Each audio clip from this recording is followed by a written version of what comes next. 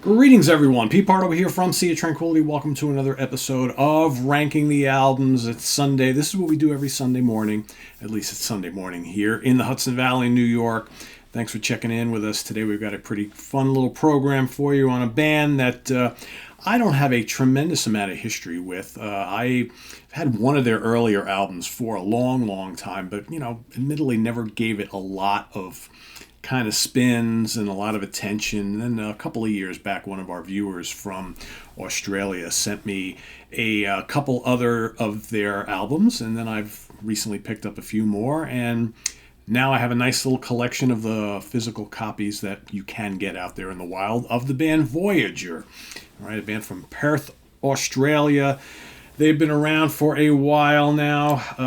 At least I think they got their start in the late 90s, right? And they've got 8 studio albums. Of course, in the band today, the current lineup of the band is Danny Estrin on lead vocals and keyboards. He's also famous for playing that guitar thing live on stage, right? The kind of keyboard strap on, play like a guitar kind of, right? He's kind of like the main guy, vocalist. He sings a lot of different styles as well. Seems like a pretty dynamic guy and a driving force in the band. You got Simon Dow on guitars. He's been in the band since 2006. You got Alex Canyon on bass and backing vocals. Also in the band since 2007. Scott Kay on guitars. He's been in the band since 2010. And then Ashley Dudecourt on drums, who's been in the band since 2011. So Danny, is really the only original member left in the band, only founding member. So he's kind of like the driving force in the band. Former members, Mark Baker on keyboards, Adam Lofkus on drums, Emmanuel Rudnicki on guitar, Mark DiVattimo on guitar, bassist Jenna Craig and Melissa Fiocco, and drummers Jeff Callahan and Mark Bojan, as well as guitarist Chris Hansen. So those make up all the former members of the band. So they've had a lot of kind of coming and going in the lineup over the years, but Danny Estrin, vocalist and keyboard player, the remaining guy, driving force behind the band now. So 8 albums in total. Again, this progressive metal.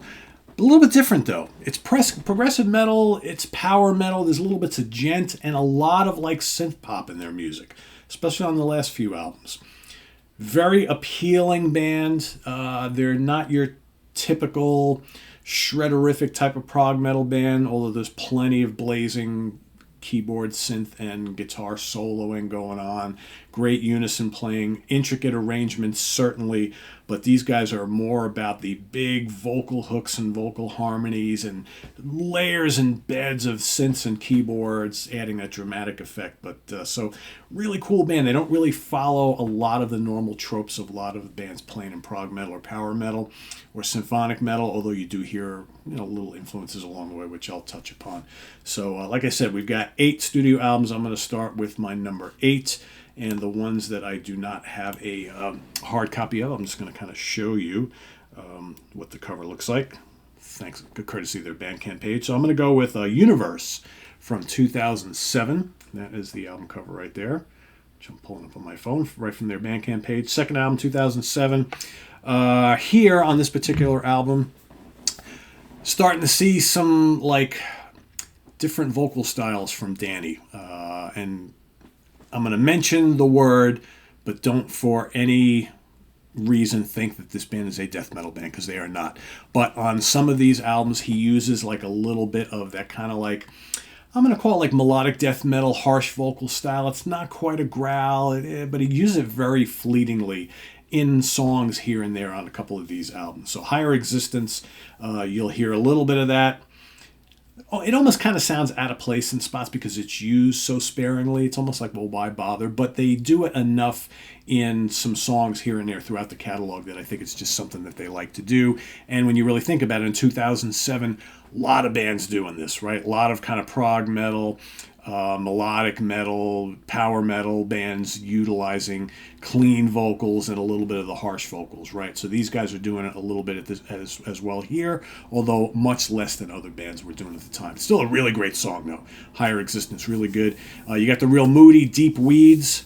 The very, very memorable Ever Waiting, which has a great chorus and a nice blend of like kind of like heavy riffs and symphonic keys, which they do really well. throughout the whole catalog. Really great vocal harmonies too. You got the soaring track Sober, which is just so memorable. Across the Line, really fun chorus, wild keys from Danny. You got a song called Pulse 04 or Pulse 4. Another really engaging melodic song. Tasty guitars, tasty keyboards. They do these exchanges off each other, which I think is really cool. You got Falling, which is a very memorable, catchy ballad. Right, you got the heavy What I Need, one of my favorites on the album. One More Time has some really nice acoustic textures. And then you got the big crushing closer, White Shadow, which again brings a couple of those harsh vocals in to combat his soaring, clean tones. Right, really well done. Lots of blazing guitar solos on this one. I think it's a strong album. To me, maybe a little bit more vocal oriented than the debut. I think it's on this second album where they're really starting to kind of figure out their sound. So that's coming in at number 8. Number 7 is going to be the debut album, which is called Element 5. And here is the album cover. Whoops, there we go. All right. To me, this album is not quite as polished as later efforts, but it's still a fun mix of like symphonic power metal and prog. And I think maybe not as refined when it comes to layering all the vocal harmonies and things that they start doing on the second album, right? So this is much more of like, let's show off some of our musical chops type of an album. You got the opening instrumental, Sick Transit Gloria Mundi. Some great keyboards on there, really good song. And then that goes into the Morning Light, which brings in all these big kind of like chugga-chugga riffs and lots of big symphonic synth swells and whatnot. And then, Danny comes in. He's got this slightly operatic vocal style going on this song. A lot of good soloing between the keyboards and guitars. Heavy middle section. Really good song overall. You got Cosmic Armageddon Parts 1 and Part 2. One comes early in the album. One comes later on. Really good tracks. Remind me a lot of Camelot.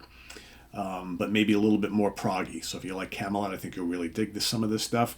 You got the 11th Meridian, which is big and symphonic, lots and lots of synths, lots of heavy riffs, wild guitar and keyboard soloing all over the place. And I think then you got Danny doing like this split personality vocals on This Bitter Land.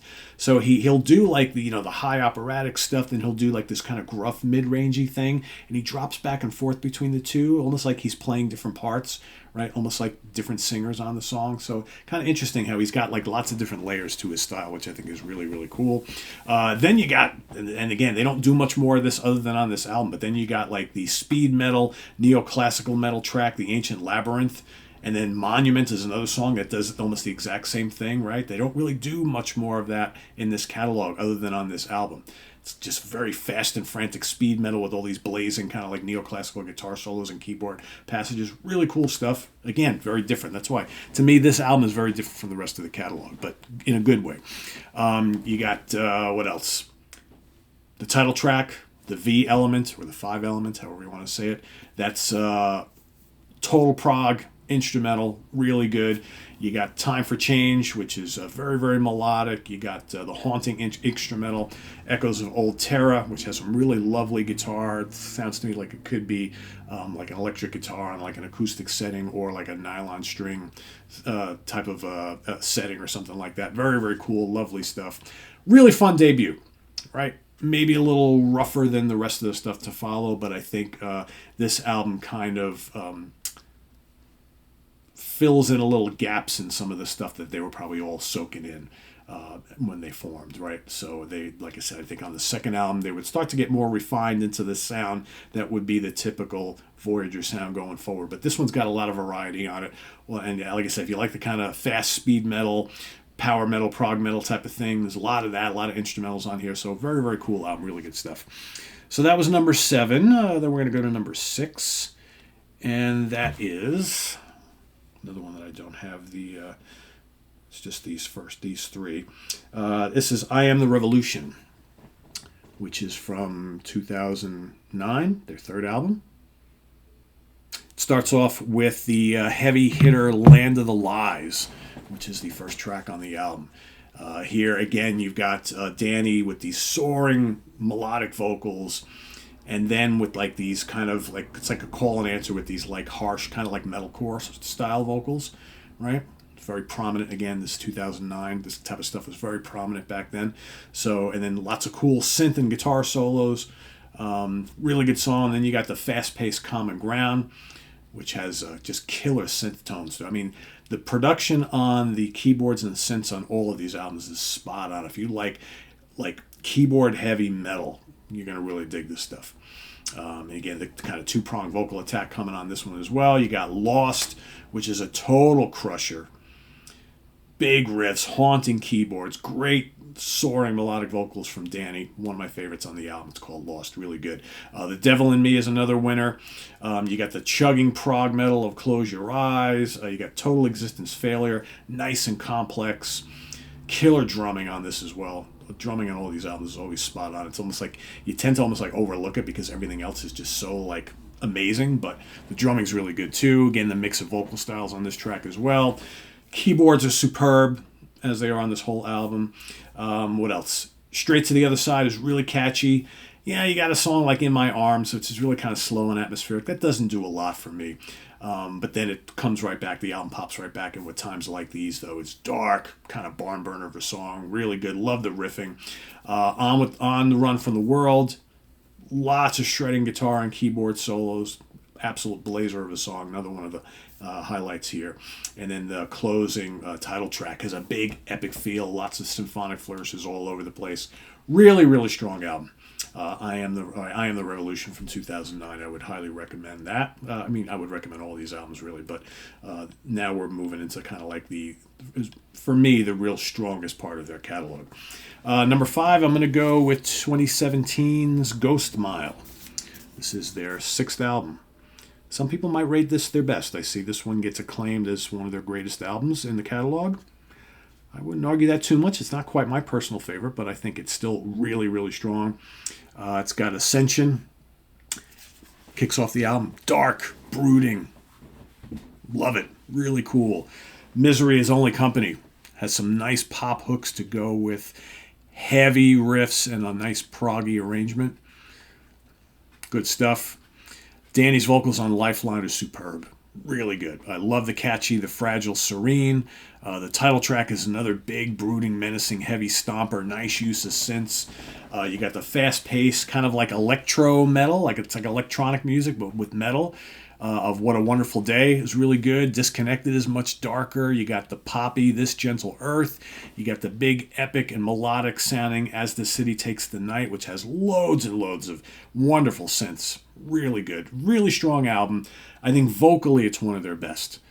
They're just firing on all cylinders here with the lead and backing vocals and the way they layer everything. It's just so awesome sounding, like big and bright and just bombastic. Really good. And it's like, this band knows how to mix like really, really catchy and memorable pop melodies in the middle of all these symphonic metal tracks. Lots of textures on these albums. The only thing I don't get from this album is I'm kind of missing some of the more complex arrangements of some of the other albums, but like everything else is just clicking on all cylinders here. So, and then the songs are ultra memorable. So, like I said, I wouldn't be surprised if folks watching who know this band very well rank this maybe a little higher than me. I wouldn't be surprised at all. It's a really good album. So that's number 5 for me. Number 4, I'm gonna go with The Meaning of I, their 4th album from 2011. So this is the one and only album that was released here in the States on Sensory Records. It's Ken Golden's label. And look at that artwork, huh? It's the best artwork of all their albums in their catalog. That's amazing, amazing album cover. Look at that. That's pretty awesome, right?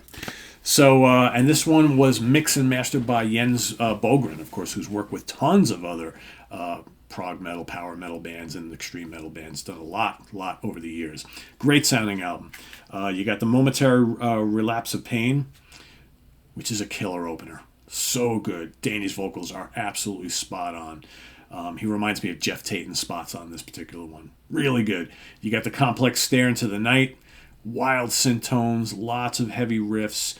You got the melodic and memorable Seize the Day. Again, just amazing arrangement on that. Great synths on the big heavy Broken. Another great track on here. The Pensive Disarray is moody and it's so melodic and memorable. Title track is a total blazer. You get this kind of like harsh vocal on the pre-chorus, and the chorus comes in and just kind of soars over the top, man. Just wonderful stuff. Iron Dream is a brooding kind of almost gothic track. They list it as a tribute to Peter Steele in memory of Peter Steele, of course, from Typo Negative. You got Fire of the Times, ripping song with the chorus sounds just like Ghost. Again, this is 2011, before really Ghost made much of an impact, right? Listen to it. Sounds like Ghost to me. Very cool. Then you get the closer, Are You Shaded, which is another really cool track, and it's got this big, massive, kind of like Dream Theater style riffing. You got a little bit of harsh vocals battling the clean vocals on the chorus. Very cool. Really strong album overall. You got a couple of the tracks. You got Fire of the Times features DC Cooper. He's on here as well, and Daniel Tompkins is featured on the Pensive Disarray. So you got a couple of guests on it. They tend to do that from time to time on their albums. They'll have couple of guest stars, on vocals and whatnot. But yeah, really good album. My number 4, The Meaning of I. And then number 3, we're going to go to their 5th album from 2014, simply titled V. Or 5, however you like to say it, right? You got an amazing opener. They're really good at putting great opening tracks on their albums. Hyperventilating has an amazing chorus. So good. It's heavy. It's got like machine gun fast riffing, spooky keyboards. So good. And the chorus is just amazing. Breaking Down is also really catchy and memorable. A Beautiful Mistake, another one. It's like right off the bat, the first 3 songs are just absolutely killer. You got the riffy You, The Shallow. Has some really wild acrobatic drumming. I think that's really cool. And blazing guitar solos. You got the keyboard heavy, Embrace, The Limitless. Another really good one here. Orpheus, fist pumping metal anthem. Touch of Growls, okay? The Domination Game is kind of like Symphony X heavy for me. I'm hearing a little Michael Romeo influence on the guitar riffing and the intensity of the song, which is pretty cool.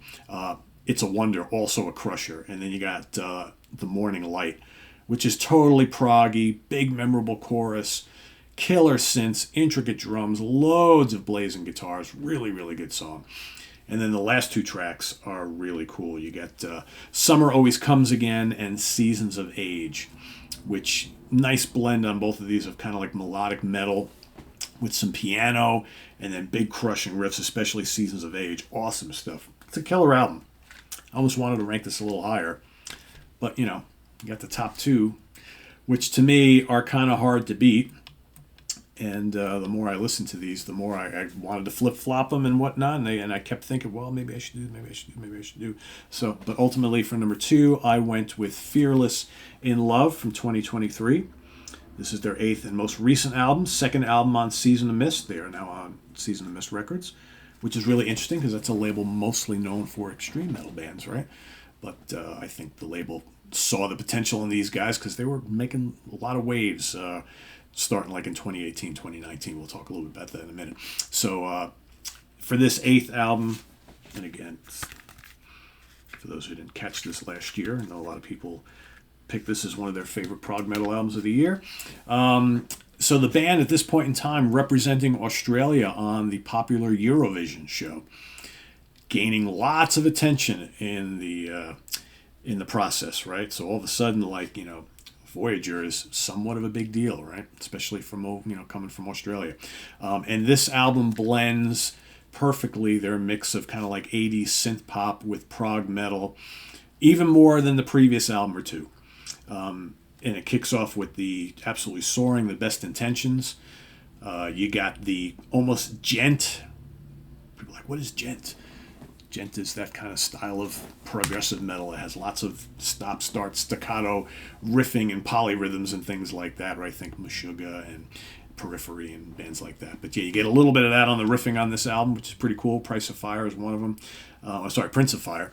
That's one that does that quite a bit. You get the real catchy Ultraviolet, which features Sean Harmanis from the band Make Them Suffer. And he's there, providing the harsh vocals, which I think is kind of cool. Mix as well. We got Dreamer, which is pure synth pop with a little bit of metal leanings. Very, very cool song. Loads of hooks.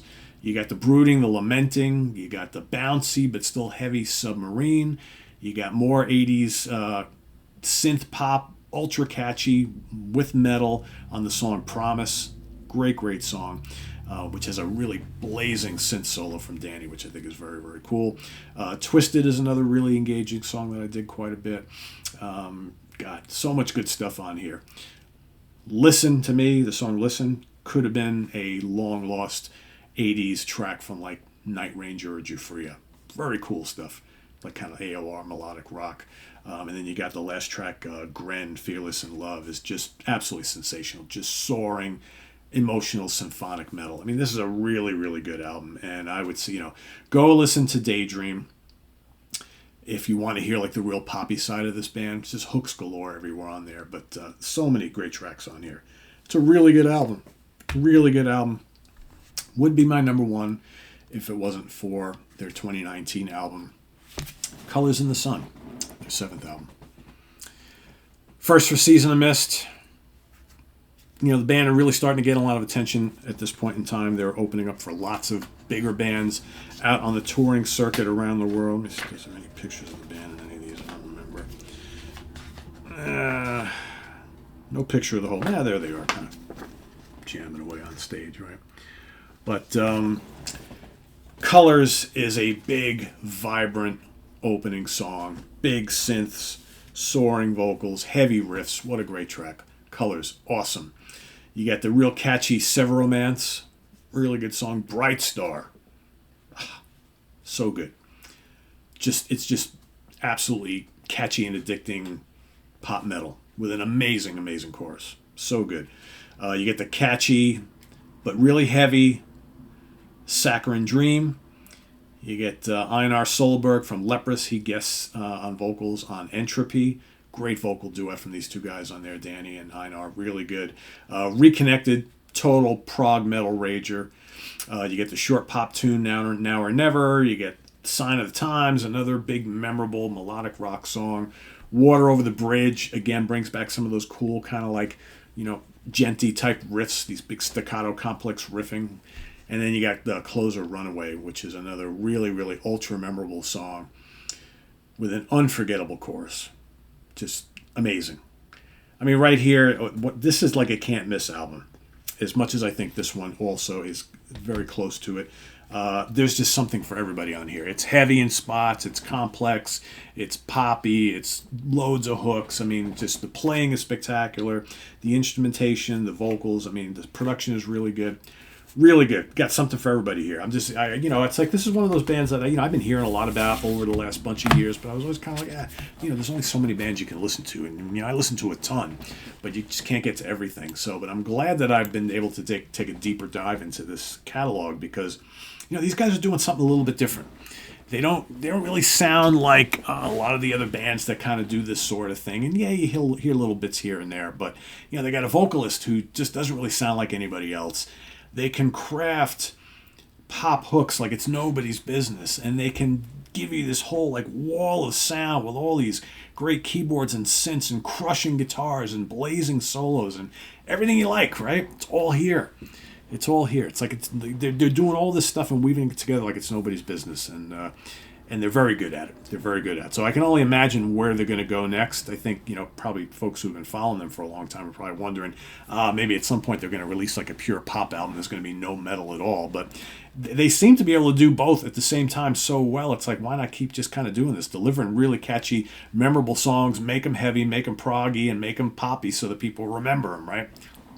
I don't know. To me, it's all good. It's a very good catalog. No stinkers here. Obviously, some are a little bit better than others, but for those of you who know the catalog well, rank them as you like them down in the comments below. And if you've never heard of them before, I'm going to put the link to their Bandcamp page down below. You can go and listen to every single album of theirs, see what you think. Some of these are out of print. A good chunk of them are already out of print in physical copy, but you can purchase digital downloads of any of them, but you still can get some CDs of some of them. So I would recommend you, if you like them, support the band.